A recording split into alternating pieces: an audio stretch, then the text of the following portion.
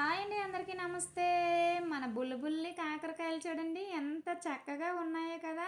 అలా వచ్చేస్తే మనం చిన్న వాటర్ గ్లాసులో మనం పాలకూర అయితే వేసాం కదా, చాలా హెల్దీగా పెరిగిందనమాట. అందులో ఒక తోటకూర మొక్క ఉంటే దాన్ని అయితే తీసేసాము. ఇలా వచ్చేస్తే ఇవన్నీ కూడా మన వంకాయ మొక్కలనమాట.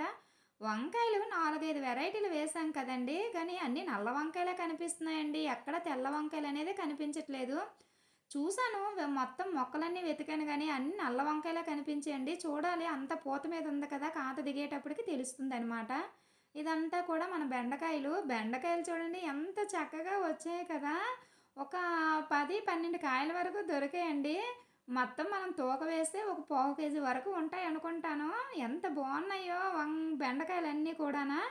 ఇప్పుడైతే బెండకాయలన్నీ కూడా హార్వెస్ట్ చేస్తున్నాను. హార్వెస్ట్ చేసినప్పుడు చాలా ఆనందంతో అయితే చేశానండి. ఇంకెక్కడైనా దొరుకుతాయేమని మొత్తం మొక్కలన్నీ కూడా వెతికేస్తున్నాననమాట. కొంచెం కిందన గట్ట ఉంటాయి కదా అనేసి వెతికేస్తున్నాను. అలా ఇటు సైడ్ వచ్చేస్తే మనం స్వీట్ కార్న్ విత్తనాలు 7 అయితే వేసామండి. 7 కూడా ఒక 2 అయితే మొక్కలైతే ఉంచింది మన బుల్లి ఉడత. అందులో కూడా ఒక డ్యామేజ్ చేసింది. ఒకే ఒక మొక్క ఉంచింది. ఆ ఒకే ఒక మొక్కకి ఒకే ఒక ఎన్నైతే ఉంచింది.